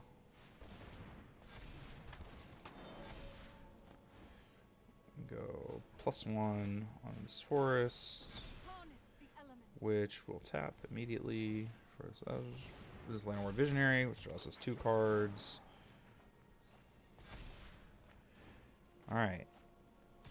We can send these two. If they want to triple block the Beast Caller, that's fine. That this is lethal also means they have to block with something. We can send the Pack Leader. That just gets eaten by Shieldred, though. I think we're at the point where math is for blockers. I think we just send everything. And then let them figure out how they're going to deal with this onslaught. Yeah, I was pretty sure that block was coming, and then they're going to put a knight in front of the Beast Caller. Sure, a knight in front of Toski. Take 3, go to 5. They lose 1 creature. We both lose 1 creature, I guess. That's a good card to have on top. I love this art for the Knight token, by the way. We've also made their history much, much worse, because, I mean, they can attack if they want. I'm just going to trade with, like, this Cultivator or whatever. Or potentially just take 4 if they attack me. But it's probably going to attack Nissa, which I think I want to protect. If they attack, they're dead. If they attack with things that don't have vigilance, they're dead. Alright, that can help them, but I think it's a little late. Oh, recast the history of Benalia with Sarah Paragon? That's really good. That's really strong. I think they're still dead. I have, what, 4, 5, 6, 7 attackers. Or I guess 8 attackers to their 4 blockers, yeah. We can go play this. Make Toski now like an actual creature that needs to be blocked. We can cast this, I guess. We're just throwing spells on this deck. It doesn't really matter. We can get the game over with now. There we go. Plus here. Oh, I guess. Sure. Well, this has haste. We'll add that to the onslaught of like this wasn't remotely survivable already, and now let's make it even less survivable. All right, cool. All right, our deck did something good. It's just like if our opponent has any reasonable defense, we have trouble getting over it. Oh, I should check what quests I have. Yeah, I can re-roll this one. Attack with 30 creatures. Well, yeah. All right, let's keep it going. Maybe we'll get some success out of this. Maybe I was incorrect in my worries about this deck.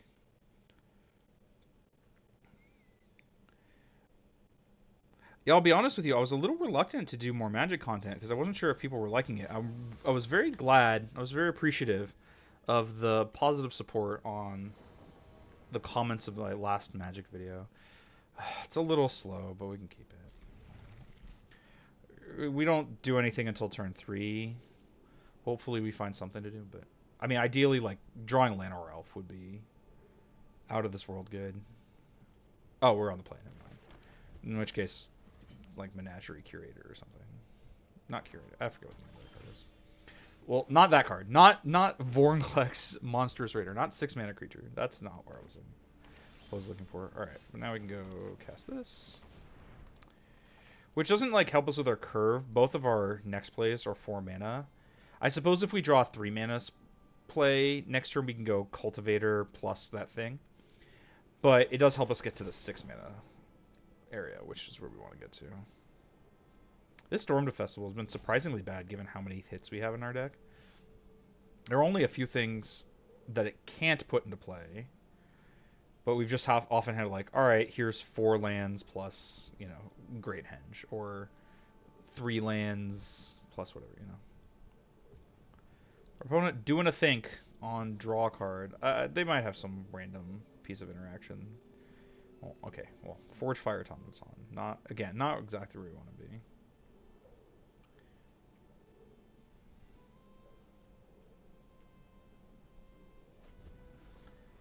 Alright. What do they have over there that they would be... that they didn't want to cast? Maybe it's something like... yeah, I don't know. I was like, maybe it's something like Essence Scatter, and they just didn't want to Essence Scatter this Visionary. If it were Growth Spiral, they would have cast it. If it were Impulse, they would have cast it. I don't know what they would have had that they also didn't want to cast. Okay, well, that's also... we can cast 2 spells in a turn now. We can start with attacking. See if they want to do anything about it. Part of this is like I'm trying to like feel out what they have access to, like what it is that there's pauses about. What card is hanging out in their hand that they could do something with. It might be something as simple as like a card with cycling, you know, but they just haven't cast anything. Oh, we should start with the Menagerie Curator so we can get a card off of this Forceful Cultivator. One of the issues I'm having with this deck, and I don't... Oh, okay, that counterspell, sure. It's not really like a soluble problem, or even necessarily a problem. It's just a thing that comes up if you can't win fast enough. Is like we have a bunch of cards that give us a lot of draws, which is important, right? Without Toski, without Great Henge, we would struggle a lot, I think. But when... I think we're just going to cast Vorinclex here. Or do we want to storm the festival? I actually want to storm the festival. Oh, I'm very glad we stormed the festival. I think land is better than Gilded Goose here, just because we have Nissa. But if we are in a holding pattern like we were in our first game, we'll have way too much card draw. We won't be able to turn it off. It's not necessarily bad. It's just like an issue that has come up already. Primeval Titan. That's a strong card. What do I do? It's another thing that's good at stopping my attacks. Okay, they don't have cool lands to get. Oh, we can just buff our War Chief post blocks. Okay.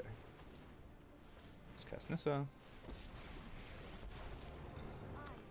We have 4 mana, and we do need 2 of it left, so we can go 2/4. Play this Foundry Groundbreaker.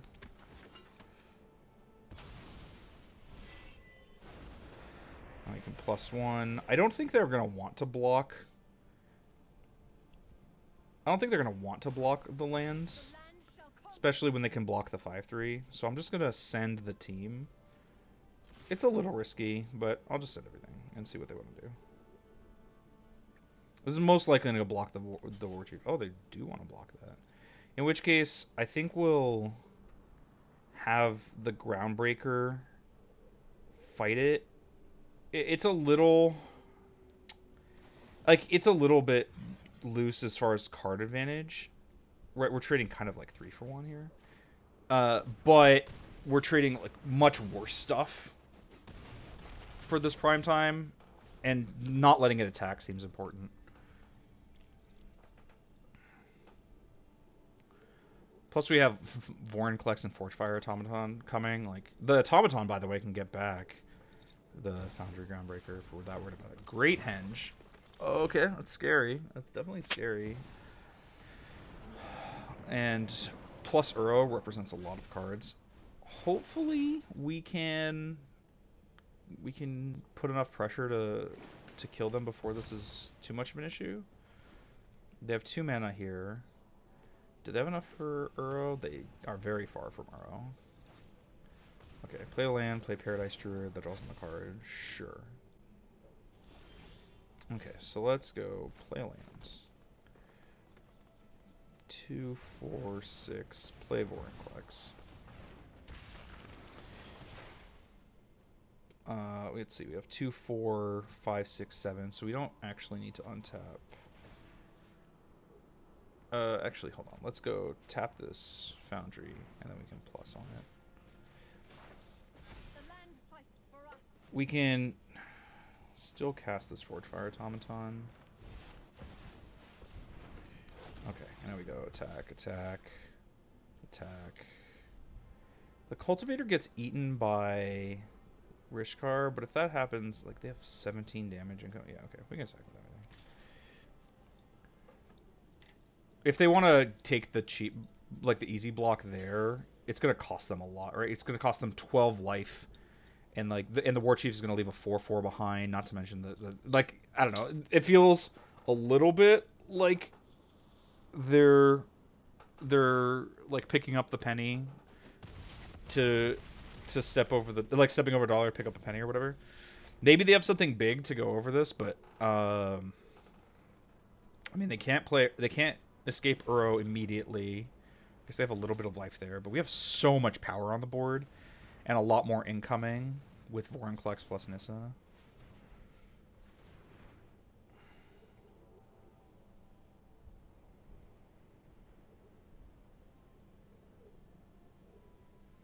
Alright, what you got? It's 9 mana in the pool. Ooh, that could be something big. I mean, Hydroid Krasis, I guess, would be a big deal. Okay, but it's a weird value for Hydroid Krasis. They must have something to cast for 3 mana. They're still very dead to this. For 4 mana, I guess they have something to cast. Still can't escape Uro. What are they keeping? Okay. Yeah, I don't know. I don't know what that cast. I don't know what was going on. They might have had reasons or whatever. Maybe they goofed. I'm not really sure.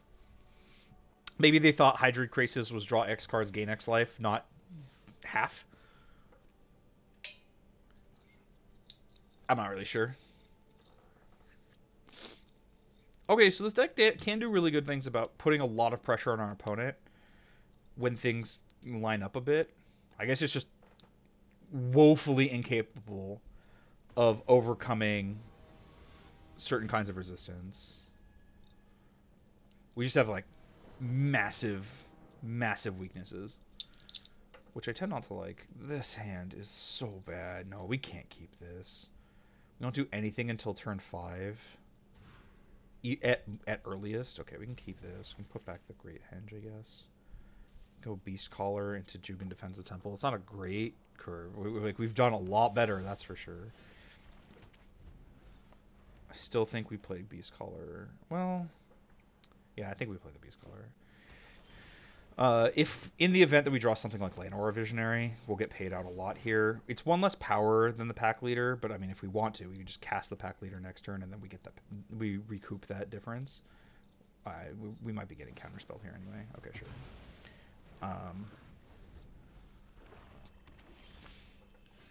And I know we were gonna cast, like, it's better to cast the Jugan Defends the Temple rather than the pack leader this turn, so it's like, okay, we are losing a power, but I do want to get the Beast Caller down before we start casting our creatures. So a little annoying that the Jugan Defends the Temple, oh, I was gonna say we're not getting a lot of full value, we're actually getting no value from the second chapter. This might be the end of it. Our opponent has pretty good interaction, and we are not great at being interacted with. I think I'd rather have the pack leader than the Simulacrum. Part of the idea is with the Simulacrum we can hopefully make this, we'll be just shy of making the pack leader big enough to trigger its own pack tactics by itself. It does attack through Junji. Oh no, I mean not with the Liliana Plus, I guess. Okay, so now we get a flip on Jugan Defends the Temple. Player lands, and now we go. I think we Simian Simulacrum. Yeah, and I think I do want to put the counters on the pack leader. And well, we don't have anything else to do, so we're gonna tap out to make this a 4/3 instead of a 2/1. We don't have good attacks this turn, but next turn we do, I guess. Hopefully. Man, Planeswalkers are absurdly powerful. Just in general, but also in a low-powered cube. There was one cube I built with a friend of mine years ago where one of the ideas was there were no Planeswalkers. I loved it. I loved it immensely. At some point, there was like one Planeswalker in there, and it didn't matter how weak it was. It was a Planeswalker. It made it incredibly powerful. I come from a time before Planeswalkers, and I do miss it a little bit because they mess with so much. Like, it's free value. You don't spend mana to get value once they're in play. I'm not finished with you. That was an interesting minus, but also I'm glad they missed. Okay, 6 mana. What you got? And they seem to be splashing green. Woodland Cemetery is not a card that you play just for nothing. Okay. Alright, they're starting in Chapter 1. Target opponent reveals their hand, choose a creature or Planeswalker from it, they discard it. Haha, I don't have those in my hand. Haha, I got lucky. Alright, and then they can search the library for a card, put it in their hand. Okay, so it's Grim Tutor, and then you put a creature from a graveyard onto the battlefield under your control. Okay, well, drawing Vorinclex is pretty good, especially with the added knowledge that they just missed it. Yeah, we can cast Vorinclex. Unfortunately, we don't have mana to pay into this, and we do have to send both of our creatures at Liliana to kill her. Junji can get a trigger here, which can discard my hand, unfortunately. Put a non-dragon creature from a graveyard onto the battlefield. I mean, they can get my pack leader or my Beastmaster if they prefer. Yeah, this is almost certainly going to discard my hand. Which sucks a little bit, but their big threats are gone. We have a board. I guess they're going to get to search for... They get to search for a card right now, so it's not that certain how things are going. Wait. Oh! They don't get to search for a card! I forgot! Vorinclex turns off sagas because they can't get their okay, so it's, they try to put a counter on. You get half of those counters, so you get 0, and they only trigger when they get the counter. All right. It's combat damage to a player, battle, return target creature card from graveyard to the battlefield. Okay. We do want to hit land drops just because we have Storm the Festival in our graveyard. And I don't want to offer the trade with Vorinclex. They can just hit me. From your graveyard to the battlefield. Oh, they can get back Junji. That kind of sucks. We might have to trade. Oh, maybe I shouldn't have sent the Simulacrum. I forgot. I forgot it has Death Touch, and when it connects, it does a thing.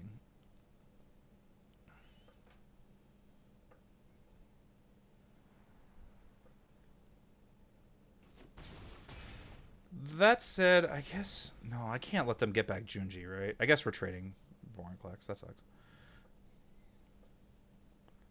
I'm stupid. I shouldn't have attacked with the Simulacrum. I should have waited.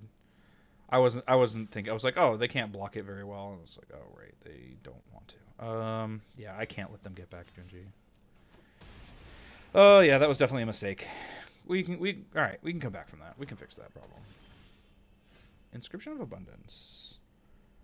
It's not the worst. Doesn't do anything right this second, but it's not the worst. We can just get in for 6. If they play a creature, we can get it dead.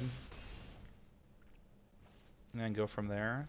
I mean, let's see what they... I mean, getting the Cruelty of Gix second chapter does cost them 3 life, so this isn't free.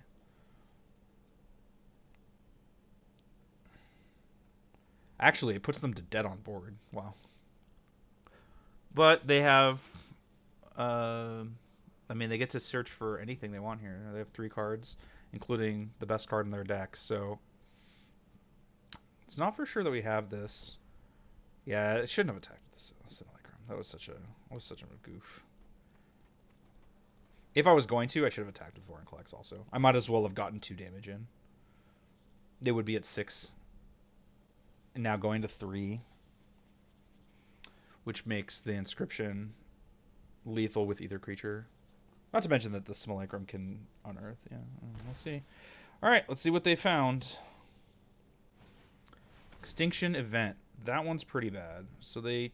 But that doesn't... Oh, they're both odd? Ugh. And I can't use this to fight my own creature. Oh, yep, that sucks. That's a pretty good card to be able to find here. We might lose this. Alright. Nissa would be pretty cool. Tireless Tracker is not the worst card in my deck, but it's not great.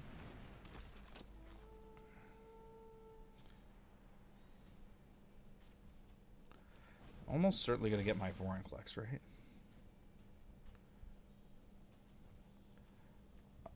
Do we put 2 1/1 counters on Tireless Tracker now?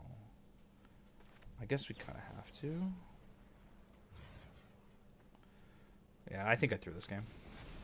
It's not over yet, but it's pretty close.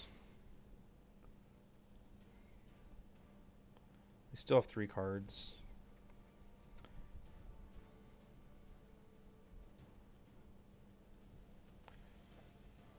I guess if they were at 3, this wouldn't be that much different. So maybe I should have just not attacked with... Just only attacked with Jugen. Or Remnant of the Rising Star.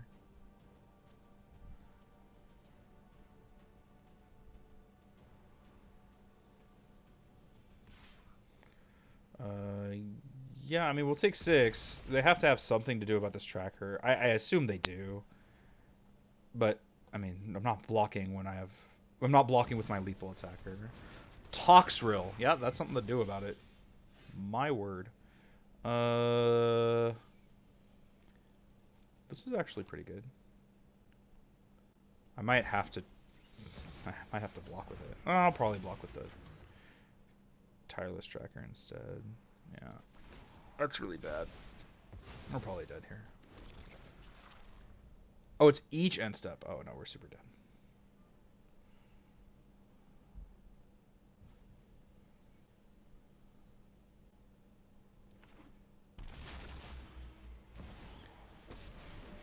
Yeah, I completely threw that game. Wow. Happy to help. Oh, wow, that sucked. Alright, well, we're back. Thanks everyone for watching. Don't forget, follower goal, tell your friends. And we'll be back next week with some more regular content. But thanks everyone so much for watching. I'll catch you next time. Bye.